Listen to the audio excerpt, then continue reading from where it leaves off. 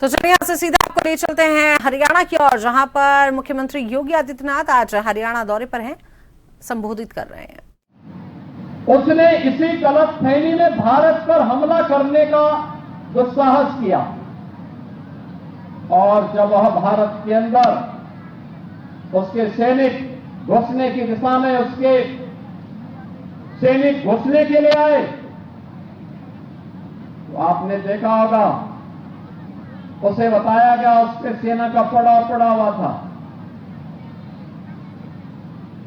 और कहते हैं कि जब उसके सैनिकों के पड़ाव में किसी एक ने उसे बताया कि यहां एक योगी है, बड़ा सिद्ध है, चमत्कारिक है, वो जो बोल देता है वो सिद्ध हो जाता है। उसने कहा कि उस योगी को बुला के लाओ। तो उसके सिपा सलार गए, उन्होंने कहा कि सिकंदर, विश्व विजेता सिकंदर बुला रहे हैं। उन्होंने कहा कि कौन सिकंदर? हमारा योगेश्वर, सिद्ध योगेश्वर बोलता है, कौन सिकंदर? अरे उन्होंने कहा, उसके सैनिकों ने कहा कि जो विश्व विजेता है। उसने कहा विश्व विजेता मनुष्य नहीं हो सकता है, गफलत मत पालो, और हम कोई सिकंदर को नहीं मानते। उसके सैनिक वापस गए, उन्होंने सिकंदर को बोला कि भाई ये तो जो योगेश्वर है ये काफी चमत्कारिक है, लेकिन वो कहता है कि हम सिकंदर को नहीं मानते हैं। अगर आपका आदेश हो तो हम उसमें बल प्रयोग करें। सिकंदर ने कहा नहीं, मैं स्वयं चलता हूं। बहनों और भाइयों, जब वह सिंध के तट पर बैठे हुए सिद्ध योगेश्वर के पास जाते हैं, वह मानता था कि मैं विश्व विजेता बनने का सपना देख रहा हूं, तो जैसे राजे रजवाड़ों ने मेरे सामने नतमस्तक होकर के तमाम देशों ने उनके सामने आत्मसमर्पण किया, ऐसे ही या सन्यासी या योगेश्वर या योगी भी करेगा।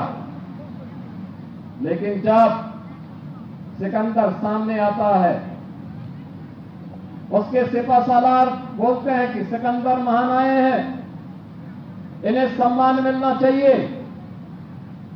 योगेश्वर अपने आसन में जमा रहा, और सन्यासी अपने आसन से नहीं उठा। सिकंदर को लगा कि मेरा अपमान कर रहा। उन्होंने पूछा उसको कि भाई मुझे पहचानते नहीं, मैं तो सिकंदर हूं। उन्होंने कहा भी देखो, मैं केवल मनुष्य को पहचानता हूं, ईश्वर के अलावा मैं किसी को नहीं मानता हूं, और ईश्वर सबसे महान है, सबसे बड़ा ईश्वर है जो अपनी कृपा सब पर समान रूप से बरसाता है। आप ईश्वर से बड़े नहीं हो सकते हैं, और जो ईश्वर से बड़ा नहीं हो सकता, मैं उसको महान नहीं मान सकता। आप देख रहे होंगे कि पूरी सेना और सिकंदर को उसी के सामने नतमस्तक होना पड़ा। और सन्यासी ने उनको कहा, ये भारत भूमि है, याद करना, अभी तो ये पहला मुकाबला है, आगे बढ़ोगे तो वापस नहीं जा पाओगे। अच्छा होगा चुपचाप वापस चले जाओ, नहीं तो वापस जाने का मौका भी नहीं मिलेगा। बहनों और भाइयों, ये भारत के सिद्धों की, संतों की, सन्यासियों की वो परंपरा है, जिस परंपरा ने सदैव जीवन में सदाचार को, कर्तव्य को, राष्ट्र के प्रति अपने समर्पण के भाव को सर्वोच्च मान्यता दी है। स्वयं के अहंकार से ऊपर उठ करके समाज और राष्ट्र के लिए अपने आप को समर्पित किया है।